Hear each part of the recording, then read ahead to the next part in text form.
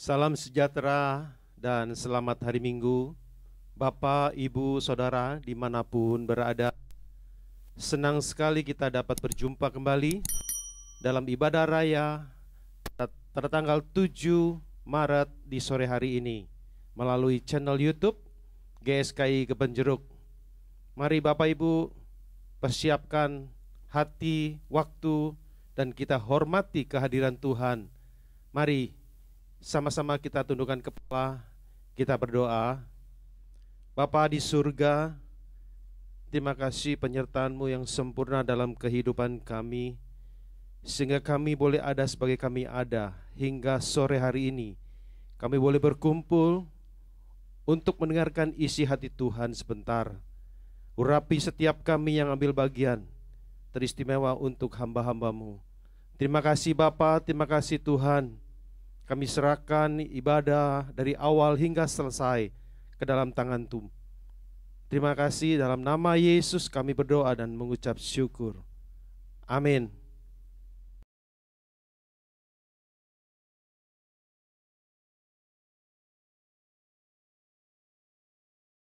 Bapak Ibu Saudara, siapkan hatimu untuk menyembah Dia. Haleluya. Kami tinggikan nama-Mu Tuhan. Segala pujian hormat kami, biar segala yang bernafas memuji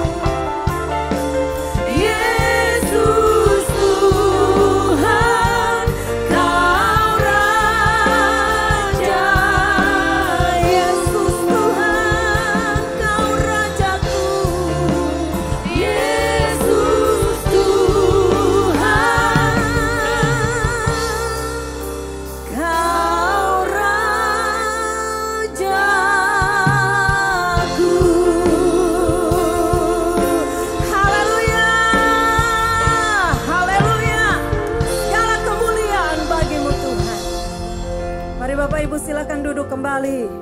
Kita mau siapkan hati kita. Inilah saatnya kita mau berjumpa dengan Tuhan. Kita mau berjumpa secara pribadi dalam ibadah kita saat ini. Haleluya. Nyanyikan dengan sukacita, nyanyikan dengan penuh kerinduan, supaya kita benar-benar merasakan kehadiran Tuhan di antara kita semua. Inilah saatnya kita kembali jumpa, bernyanyi bersama, memuji namanya. Nama yang mulia atas segala nama, nama Yesus Kristus, Tuhan yang berkuasa. Inilah saatnya. Inilah saatnya kita kembali jumpa, bernyanyi bersama, memuji namanya. Nama yang mulia atas segala nama, nama Yesus Kristus, Tuhan yang berkuasa. Mari bersorak.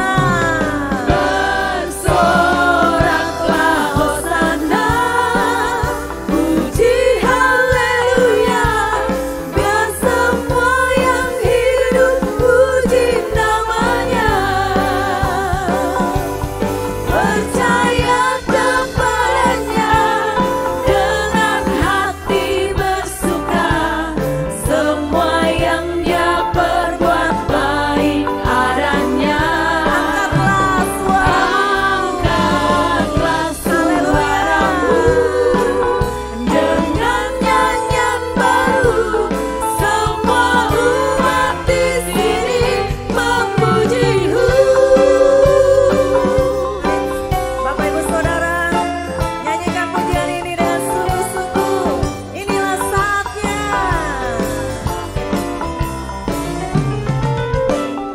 Inilah saatnya kita kembali jumpa, bernyanyi bersama, memuji namanya.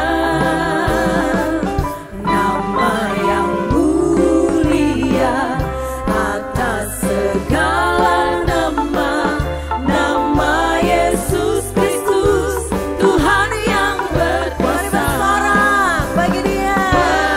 Bersoraklah hosana, puji haleluya, biar semua yang hidup puji namanya.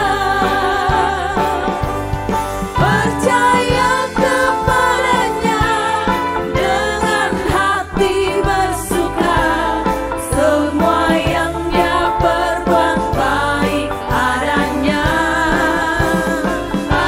Angkatlah suaramu dengan nyanyian baru, semua umat di sini bersoraklah hosana. Bersoraklah hosana, puji haleluya, biar semua yang hidup puji namanya.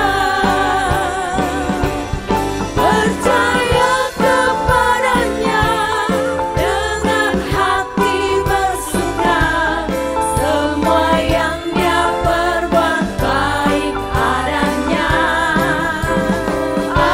Angkatlah suaramu dengan nyanyian baru, semua umat di sini memuji-Hu. Semua umat di sini memuji-Hu. Semua umat di sini memuji-Hu. Haleluya. Silakan duduk kembali. Kita mau siapkan hati kita untuk menerima kebenaran firman Tuhan. Dalam setiap kondisi, dalam setiap keadaan, Tuhan menjadi pembela dalam kehidupan kita.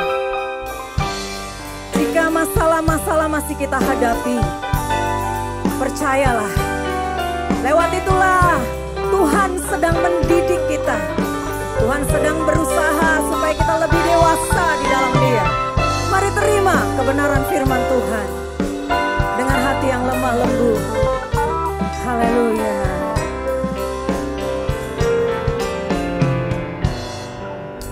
Tuhan, Engkau pembelaku di sepanjang jalan hidupku, dalam kesesakan, dalam pencobaan, Kau buktikan setiamu. Kala jiwaku terluka, aku lemah tak berdaya, Kau pegang tanganku, Kau beri kekuatan, hiburkan hatiku.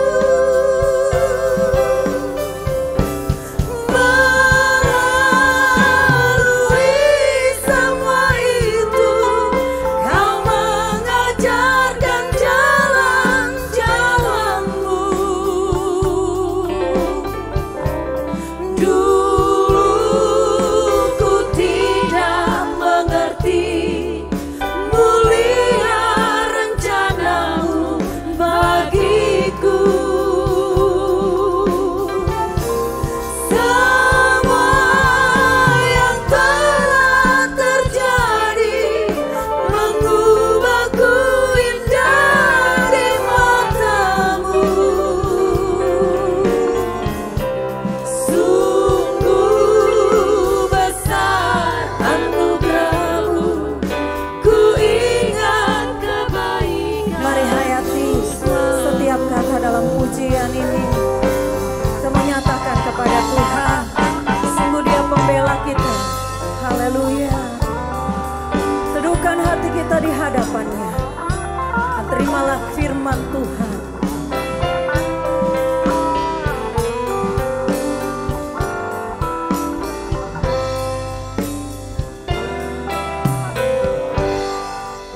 Tuhan, Engkau pembelaku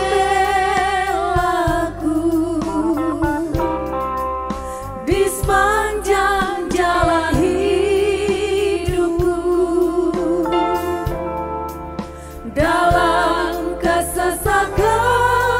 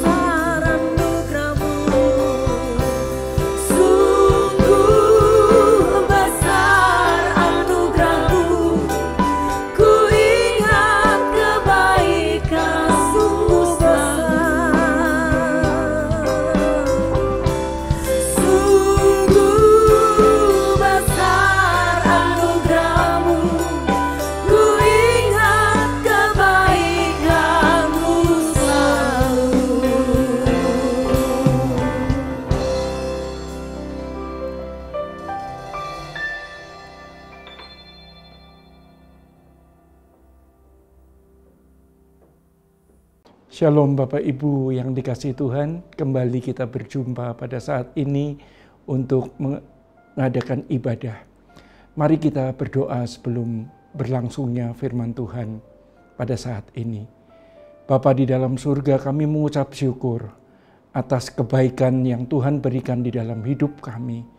Saat ini kami mau menghampiri tahta-Mu, kami mau beribadah. Buka pikiran hati kami, supaya kami dipenuhi hanya oleh firman-Mu saja.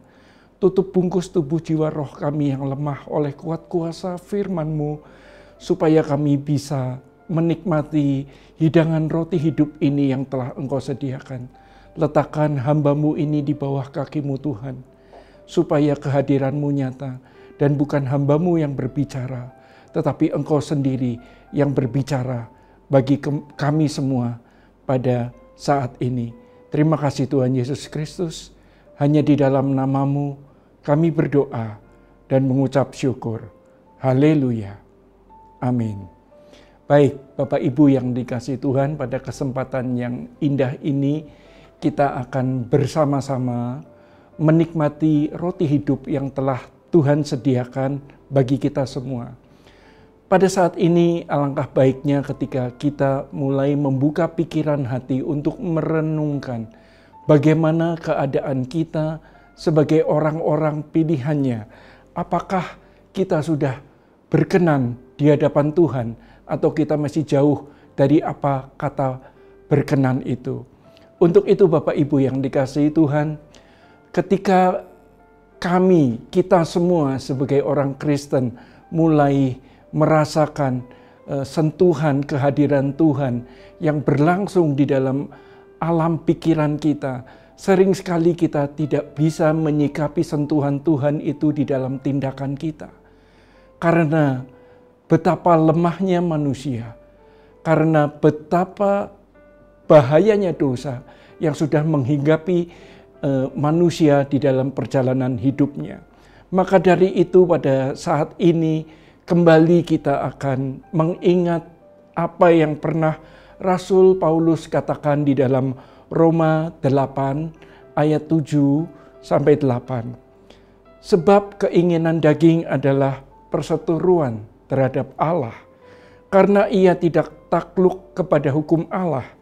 Hal ini memang tidak mungkin baginya. Mereka yang hidup dalam daging tidak mungkin berkenan kepada Allah. Bapak Ibu yang dikasihi Tuhan, kedagingan manusia itu memang sangat-sangat lemah. Mengapa? Karena sudah sejak dari dahulu kala, sudah sejak kita kecil sampai kita dewasa, kedagingan kita lebih banyak kita hidupi, keinginan daging kita lebih banyak kita penuhi. Maka timbul satu pertanyaan di dalam benak orang Kristen, seharusnya sudahkah kita semua berkenan di hadapan Tuhan?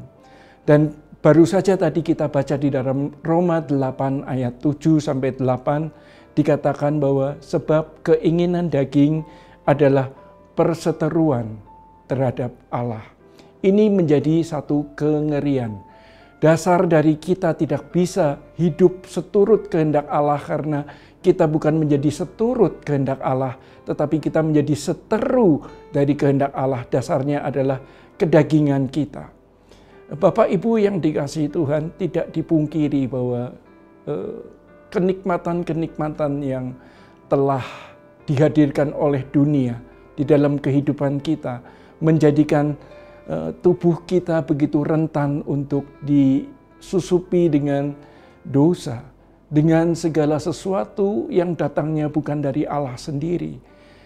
Kita telah dipimpin di dalam hidup ini oleh daging kita, termasuk Bapak, Ibu, dan saya. Sekian lama kita tidak sadar bahwa ketika kita berbicara setiap hari, bahwa ketika kita mengambil keputusan setiap hari, bahwa ketika kita bersikap atau bertingkah laku baik di hadapan Tuhan maupun di hadapan sesama, ternyata lebih banyak ide-ide dari tingkah laku kita bersumber dari dunia yang jahat ini. Derasnya informasi yang masuk di dalam alam pikir manusia menjadikan manusia tidak bisa berpikir dengan jernih. manusia yang seharusnya memiliki pikiran dan perasaan yang datangnya dari surga, telah mendaratkan pikiran dan perasaan yang datangnya dari dunia ini. Bapak Ibu yang dikasihi Tuhan, bukan sesuatu hal yang mudah ketika kita bertekad untuk menjadi serupa dengan Yesus. Ini menunjukkan bahwa Bapak, Ibu, dan saya tidak boleh berhenti berjuang untuk mengenakan pikiran dan perasaan Kristus. Karena tentu saja kita sebagai anak Allah tidak bisa lagi menjadi seteru Allah. Tapi kenyataannya kita sering sekali menjadi seteru Allah tanpa kita sadari. Keinginan hati kita yang belum kita buahi dalam bentuk tindakan lebih banyak distimulus, lebih banyak dipengaruhi oleh hal-hal yang non-rohani. Maka dari itu ketika Rasul Paulus mengatakan mereka yang hidup dalam daging tidak mungkin berkenan kepada Allah. Betapa mengerikan ketika ternyata kita telah menghidupi kedagingan kita, telah menghidupi apa yang justru tidak berkenan bagi Allah. Untuk itu, untuk memahami makna kedagingan ini kita harus mengetahui satu bahasa ya. Kalau di dalam bahasa Yunani daging disebut dengan sarkos. Tetapi kedagingan ini disebut dengan to phronema tes sarkos. Yang artinya phronema. Segala sesuatu yang mengilhami manusia tetapi yang tidak datang dari Tuhan. Ketika manusia mendapat ilham dari pewahyuan Alkitab. Ketika manusia mendapat suatu sengatan dari alam roh, maka sebelum ini menjadi tindakan nyata, sentuhan ini sifatnya masih abstrak atau imajiner. Sama seperti seorang ahli matematika. Mereka selalu berusaha memecahkan soal-soal, pertanyaan-pertanyaan matematis. Kalau kita dari dahulu sudah bisa mengerti satu perumpamaan yang begitu mudah, yaitu ketika ada 1 ditambah 1. Semua akan dengan mudah menjawab 2. Tetapi bagi anak di bawah 3 tahun, 1 ditambah 1 itu menjadi satu hal yang sulit. Demikian juga bagi para ilmuwan, ketika mereka harus memecahkan satu angka-angka yang matematis. Ya, seperti tadi, 10 ditambah 10 adalah 20. Sebelum 20 dituliskan dalam satu lembar jawaban, maka 20 itulah yang disebut dengan kerangka berpikir imajinatif. Demikian kita, ketika kita menerima Yesus, masih dalam ranah imajinatif, belum berbuah menjadi tindakan yang seperti kita menerima Yesus. Maka itulah yang disebut bahwa manusia pandai merekonstruksi pengertiannya akan Kristus, tetapi nir atau one prestasi di dalam tindakannya. Inilah yang disebut dengan phronema. Ketika manusia menerima Yesus sebagai Tuhan dan Juru Selamat, tetapi penerimaan akalinya belum berbuah pada tindakannya. Bapak Ibu yang dikasihi Tuhan, kedagingan kita itu lebih mudah memimpin kita karena memang kita setiap hari bersinggungan dengan segala sesuatu yang sifatnya jasmania. Untuk itu pada kesempatan ini, mari kita merenungkan kembali apa yang Rasul Paulus katakan, bahwa betapa mengerikan ya, ketika pikiran kita ya, way of thinking kita dikendalikan bukan oleh firman. Cara atau pola berpikir, aspirasi dan motif-motif kita ya, dan di dalam kita bertindak atau berbuat sesuatu itu begitu menentukan arah jalan keberkenanan kita kepada Tuhan. Apa artinya kita datang beribadah dan kita mengatakan bahwa Tuhan, aku setia kepadamu, aku taat kepada perintahmu. Tetapi ketika kita menjalani hidup sehari-hari terhadap sesama saja, kita tidak bisa saling menghormati. Terhadap sesama saja kita tidak bisa mentaati. Atau terhadap hal-hal yang sudah disepakati bersama. Seperti adanya perjanjian-perjanjian kesepakatan supaya ketika seseorang bertemu dengan orang lain dan harus menyelesaikan suatu pekerjaan, ada semacam kontrak kerja. Sering sekali ketika kita melanggar kontrak kerja, kita merasakan sesuatu yang ada di dalam diri kita. Nah, inilah harusnya sesuatu yang menegur diri kita ketika kita berbuat salah, ini yang harus kita renungkan. Sering sekali kita ditegur ketika kita berbuat salah. Siapa yang menegur? Kita tahu karena kita orang Kristen. Roh Allah, Roh Kudus, manusia roh kita yang seharusnya memimpin kita. Tetapi sayang, saya pun pernah menjadi orang yang dipimpin oleh kedagingan. Bahkan menjadi satu pertempuran yang sulit untuk menaklukkan kedagingan dan keinginan-keinginan dan hawa nafsu yang muncul karena ketidakberdayaan kita melawan dosa. Untuk itu Bapak Ibu yang dikasihi Tuhan, kita tidak bisa lagi dipimpin oleh sarkos. Kita tidak bisa lagi dipimpin oleh daging kita. Supaya kita bisa keluar ya, dari intimidasi dosa. Kita harus melakukan satu hal ini. Yaitu kita harus berani merubah cara berpikir sehari-hari kita yang sudah banyak diilhami oleh dunia, yang sudah banyak diilhami oleh segala sesuatu yang sifatnya transaksional. Ada jual, ada beli, ada untung, ada rugi. Bukankah itu kehidupan kita? Maka tidak menjamin orang yang rajin ke gereja sudah berarti bisa membebaskan diri dari pikiran-pikiran kedagingan. Untuk itu tadi saya katakan, untuk menjadi serupa dengan Yesus tidaklah mudah. Kekristenan ini mahal. Ada sesuatu perjuangan yang harus kita bayar. Ada sesuatu perjuangan yang harus kita hidupi. Dan ini berlangsung setiap saat. Karena setiap orang nanti akan dinilai dari hasil atau buah dari apa yang ia lakukan. Dan secara tidak langsung, ini menjadi satu garis yang perlu kita tarik lurus. Garis ini tujuannya untuk kita bisa tahu, membedakan yang benar dan yang salah. Seharusnya hidup kita terus berjalan seiring dengan Tuhan. Tetapi sering sekali kita membuat jalan sendiri. Ya, kita tidak bisa lagi menjadi sejajar dengan Allah. Kalau sejajar aja sulit, bagaimana kita mau menyatu dengan Allah? Nah, inilah tantangan kita, Bapak Ibu yang dikasihi Tuhan.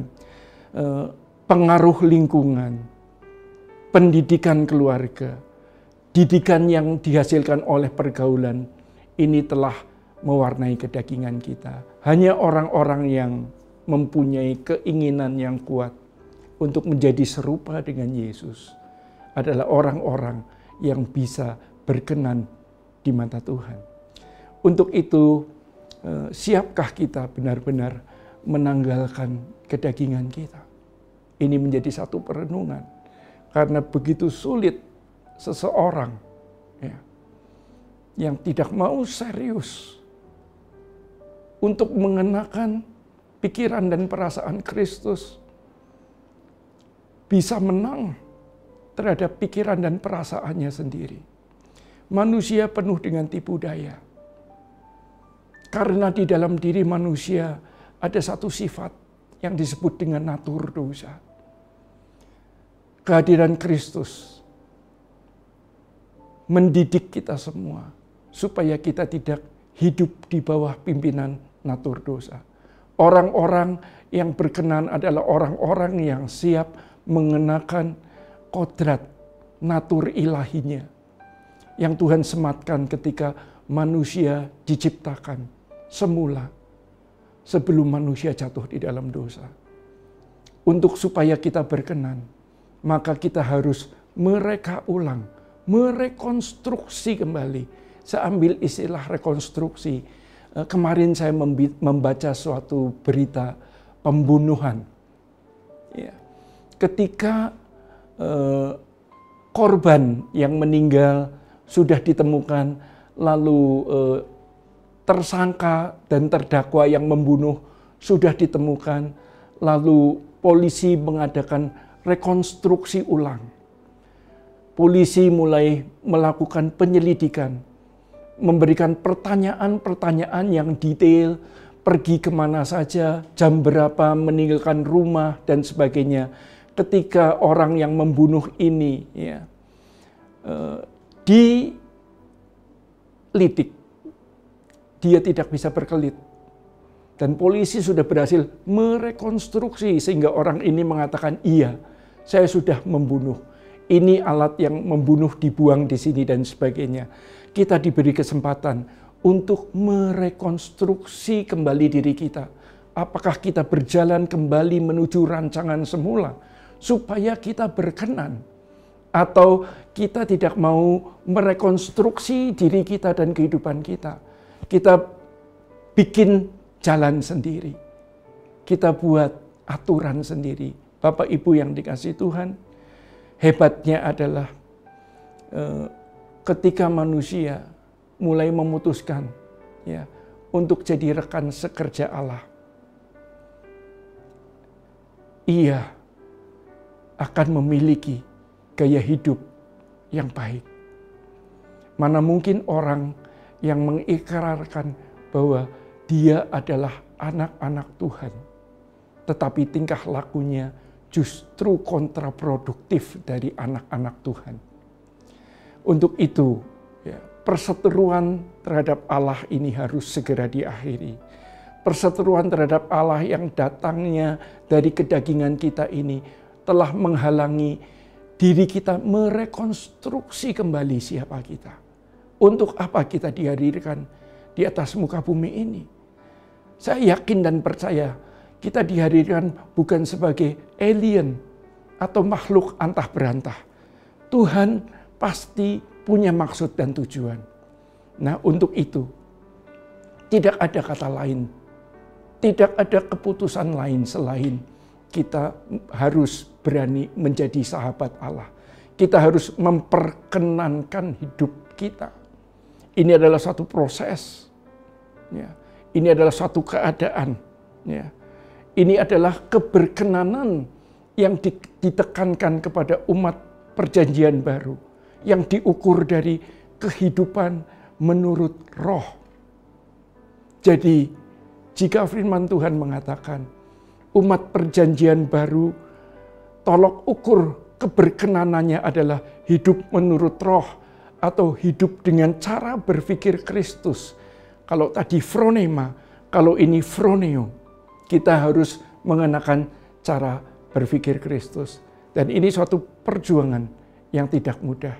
Ini adalah satu keadaan yang mau tidak mau harus kita hidupi setiap hari. Bagaimana kita mengenakan pikiran Kristus.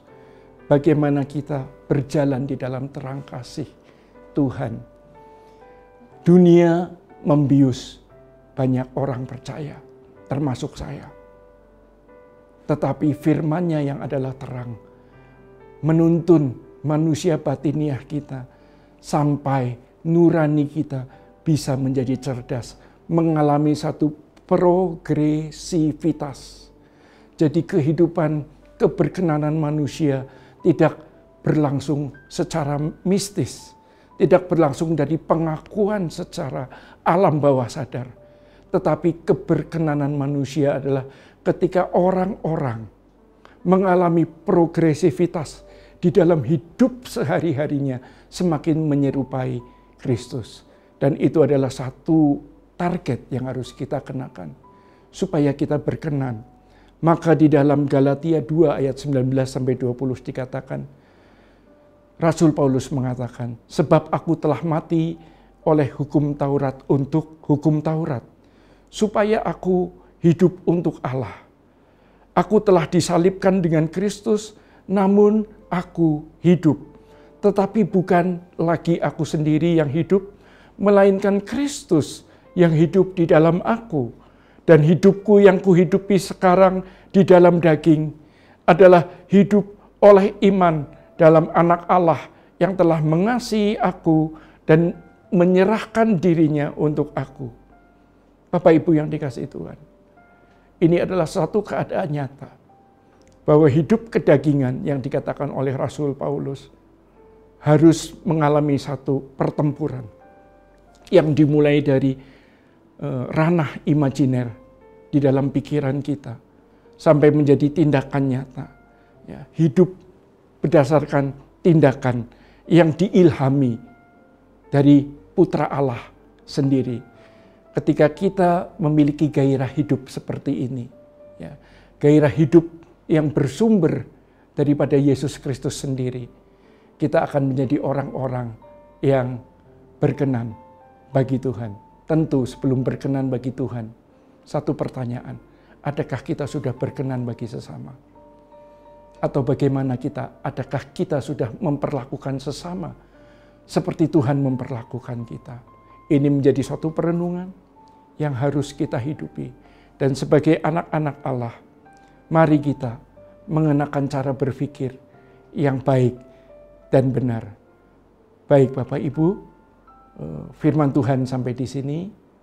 Tuhan memberkati. Sebelum itu mari kita berdoa. Bapa di dalam surga, jadikan kami anak-anak-Mu yang semakin hari semakin berkenan bagi Engkau, bagi sesama, dan bagi semesta ini. Sungguh kami rindu pertolongan yang datang daripada-Mu, pertolongan yang datang daripada Engkau sendiri, karena kedagingan kami ini telah begitu kuat dan merusak kehidupan rohani kami. Untuk itu Tuhan, kami mohon tuntunan tangan-Mu dan tuntunan Roh-Mu sendiri untuk menuntun kami di dalam jalan terang kasih-Mu. Ampuni kami ketika kami telah memutuskan untuk banyak membuat jalan sendiri yang membuat hidup kami menderita.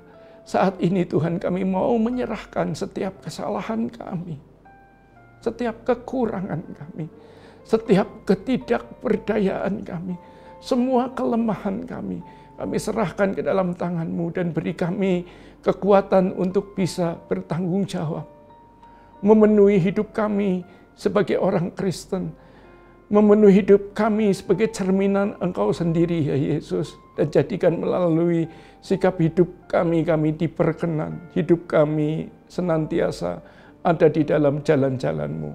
Terima kasih Tuhan untuk perhimpunan ibadah ini.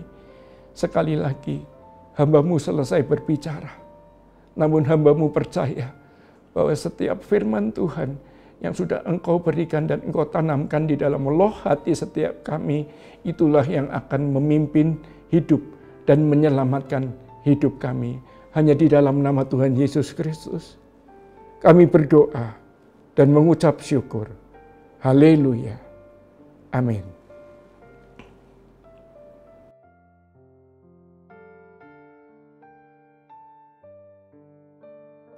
Bapak Ibu yang dikasihi Tuhan, kami mohon waktu sejenak untuk Bapak Ibu mendengarkan pengumuman. Bapak Ibu, saat ini kami ucapkan terima kasih atas persembahan Bapak Ibu bagi pelayanan di GSKI Kebonjeruk. Dan saat ini juga kami akan melayani Bapak Ibu melalui pelayanan, baik di pelayanan ibadah, baik di rumah, ataupun kalau Bapak Ibu ada konseling, kami siap melayani Bapak Ibu. Dan Bapak Ibu bisa menghubungi di nomor di mana nomor tersebut tertera di layar Bapak Ibu di 0817 0033 580 atau 0812 9154 1542. Bapak Ibu bisa kunjungi di website kami di www.gskikebonjeruk.org. Dan Bapak Ibu di dalam website itu Bapak Ibu bisa melihat kegiatan kami di tengah minggu, baik kegiatan pada hari Selasa yaitu ibadah usin, Hari Rabu ibadah PA di malam hari, hari Kamis ibadah Waski, hari Jumat ibadah karyawan, dan hari Sabtu untuk anak-anak muda, untuk ibadah remaja jam 4 maupun ibadah youth pada pukul 6:30, dan kami juga ada ibadah pasangan suami istri muda. Ikutin pengumuman di website kami dan kunjungi Bapak Ibu. Bapak Ibu, ibadah telah berakhir. Mari Bapak Ibu kita berdiri, kita akan akhiri ibadah pada sore hari ini. Mari kita pujikan, Ku bersedia hidup kudus, tidak bercacat.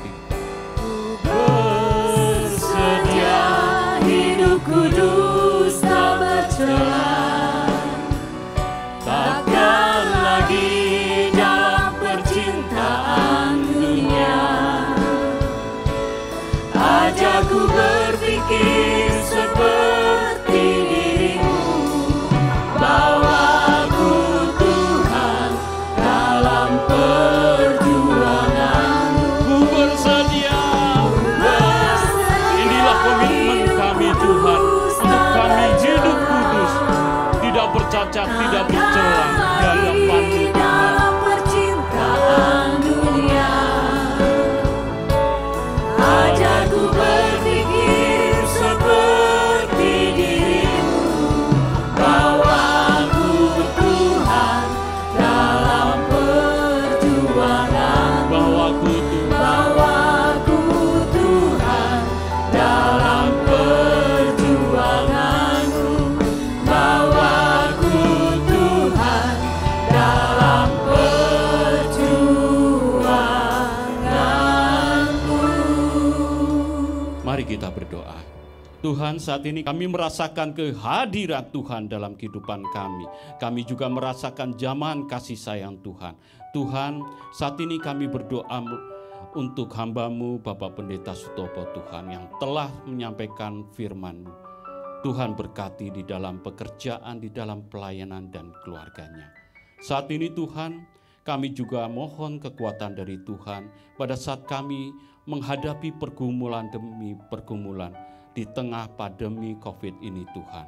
Baik itu pergumulan juga di dalam keluarga kami. Kami mohon kekuatan dari Tuhan untuk kami bisa menghadapi dan melewati pergumulan kami. Tuhan, kami juga berdoa bagi pemerintahan bangsa dan negara kami di tengah-tengah menghadapi persoalan, baik itu pandemi COVID-19 maupun bencana alam yang seringkali terjadi. Tuhan, kami mohon campur tangan Tuhan, sehingga pemerintahan kami diberi hikmat untuk bisa menghadapi dan mengatasi. Tuhan Yesus, saat ini ibadah telah selesai. Sebelum kami meninggalkan ibadah ini Tuhan, kami mohon berkat dari Tuhan. Bapak Ibu, arahkan Bapak Ibu untuk menerima berkat dari Tuhan. Arahkan kedua tangan Bapak Ibu. Marilah kita akan terima berkat Tuhan. Tuhan akan memberkati hidupmu. Tuhan akan melindungi hidupmu. Tuhan akan menghadapkan wajahnya bagi kita semua dan memberi damai sejahtera.